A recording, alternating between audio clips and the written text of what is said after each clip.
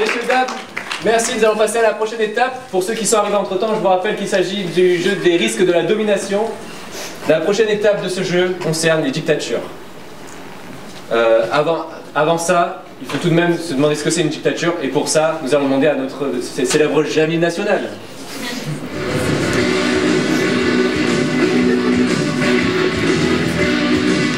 Parlons maintenant des dictatures. Tout d'abord, qu'est-ce qu'une dictature? D'après Maurice Duverger, professeur à Paris 1, la dictature est un régime politique autoritaire, établi et maintenu par la violence, à caractère exceptionnel et illégitime. Elle surgit dans des crises sociales très graves, où elle sert soit à précipiter l'évolution en haut, on parle de dictature révolutionnaire, soit à l'empêcher ou à la freiner, on parle de dictature conservatrice. Il s'agit en général d'un régime très personnel, mais l'armée ou le parti unique peuvent servir de base à des dictatures institutionnelles. Le terme de dictature est emprunté quant à lui au vocabulaire politique de la République romaine. En cas de crise sérieuse, on y crée un dictateur, magistrat investi de tout pouvoir, pour une durée limitée, environ 6 mois. Ensuite, on revenait à l'organisation normale des pouvoirs publics. La notion moderne de dictature est très différente, sauf sur un point, le caractère exceptionnel, anormal du régime. Pour le reste, elle correspond plutôt à la notion grecque de la tyrannie, développée par les auteurs classiques. Le tyran y est un personnage investi de pouvoir absolu, en dehors de la politique habituelle. Mais il les a conquis et les maintient par la violence, et non pas par des procédures légales. Nous voilà donc plus informés. Alors, y a-t-il vraiment une différence entre les dictatures d'Amérique latine et les dictatures en Afrique? Eh bien oui, en Amérique latine, il y a eu 2 grandes formes de dictature. Les dictatures révolutionnaires et les dictatures conservatrices. Alors qu'en Afrique, le système dictatorial a été bien différent. Les dictatures ont été plus tournées vers le culte de la personnalité des dictateurs, ceux-ci étant de vrais tyrans très charismatiques. Très bien, merci Jamy. Sans plus attendre, veuillez accueillir nos 4 prochains participants. Monsieur Moussa Traoré qui nous vient du Mali.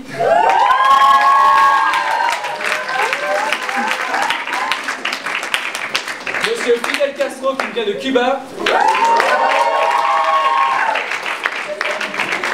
Monsieur Mobutu qui nous vient de la République démocratique du Congo.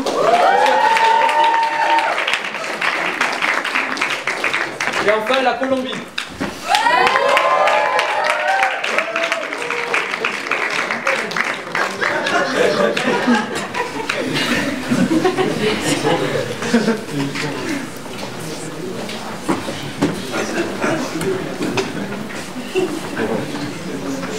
Prenez place, s'il vous plaît.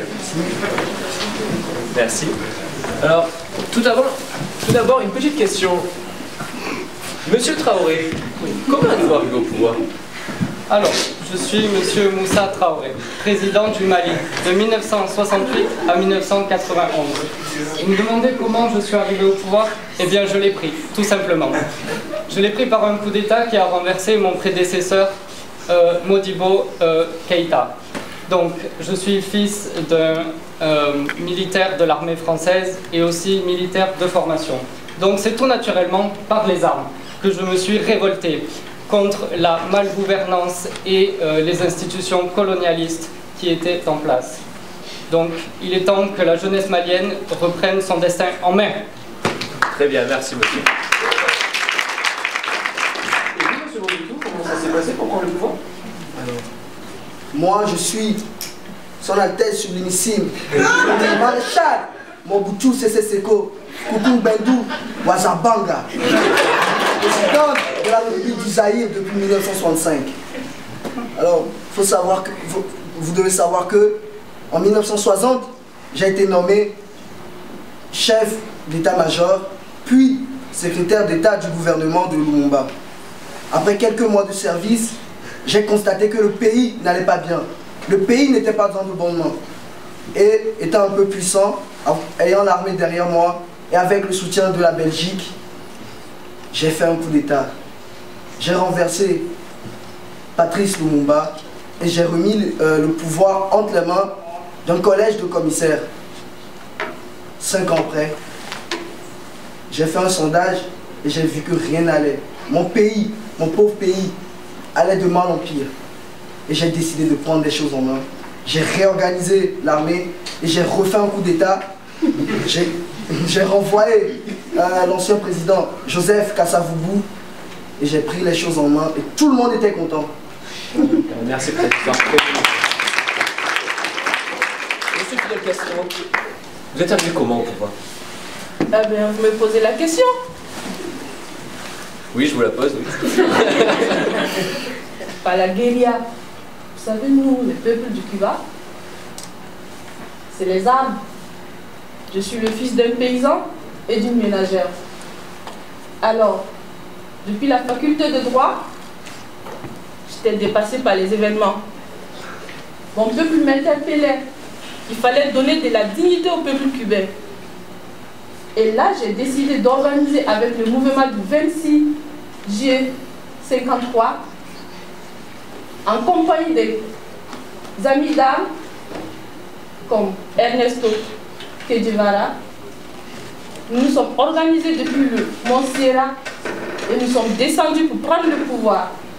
Et là, nous avons décidé de mettre fin au régime fantoche, illégitime et impérialiste du dictateur Batista. Alors, il y a de quoi être au pouvoir quand on a les armes. Bien, merci, monsieur. Et en Colombie, ça se passe comment pour ça? Ben, c'est pas pareil, c'est pas pareil. Déjà, il n'y a pas qu'un seul dictateur qui reste au pouvoir pendant des siècles, quoi. Ouais, je vous aime bien, mes amis dictateurs, mais au bout d'un moment, ça suffit, quoi. Non, non, non. La Colombie, c'est différent, c'est différent. Et nous, c'est le partage. On se partage un peu le pouvoir entre nous. Petit coup d'état par-ci, des élections présidentielles par là, ça change, quoi. Tandis, ça veut dire pas pour autant que c'est pas le bordel chez nous. Non, non, non, on a plein de groupes armés, on a les cartels, on a des puissances étrangères, on a des infamies. Bon, il y a des autres gens.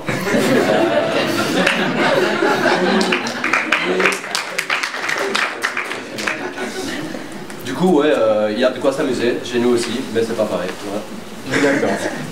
Et monsieur Mobutu, au niveau politique, domination du pays, vous faites comment, vous? Vous savez, moi j'applique. Dans mon pays, c'est pas facile.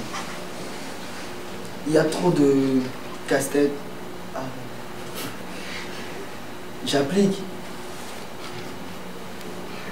une monarchie.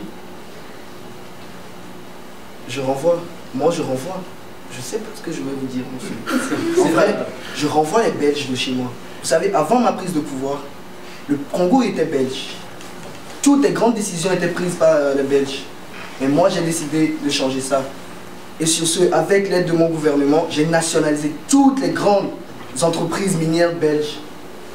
Et je travaille maintenant avec mon peuple. Je suis qu'avec mon peuple.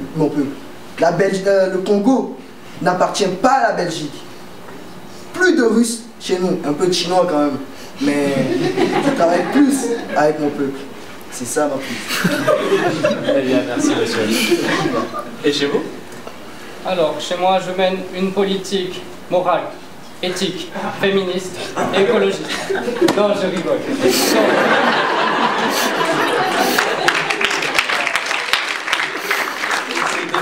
Ces dictateurs.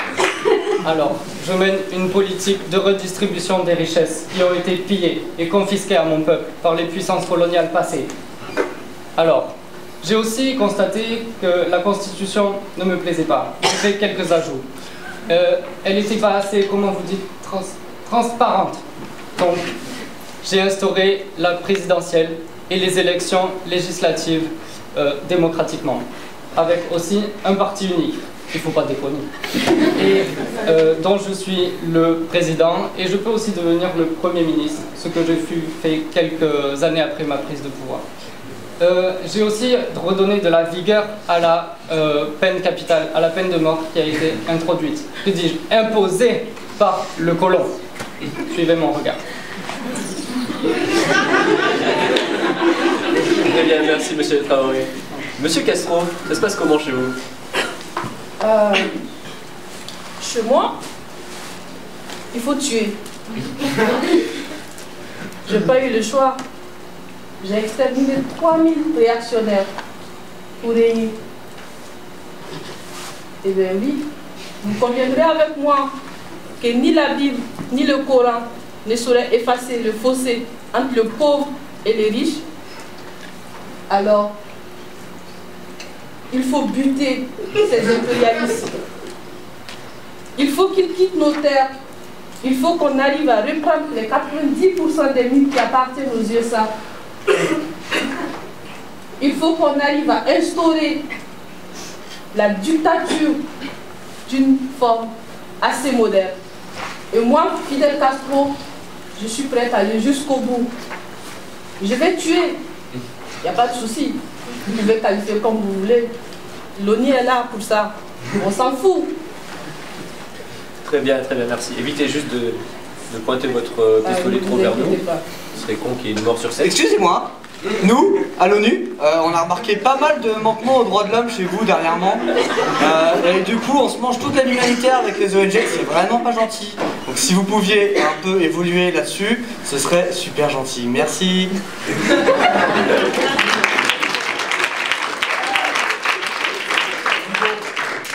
Niveau opposition et révolte, vous les gérez comment chez vous? Vous savez, comme on le dit souvent en Afrique, si quelqu'un a la diarrhée, personne ne peut l'empêcher d'aller au petit coin. Si un Zaïrois trouve que ce que moi, Mobutu, moi le super CCCECO, je fais à mon peuple, n'est pas à la hauteur de leurs attentes, bah non, je vais juste l'inviter à mon palais, à Kinshasa, autour d'une table, on discutera et on prendra les bonnes décisions pour le bien-être de tous.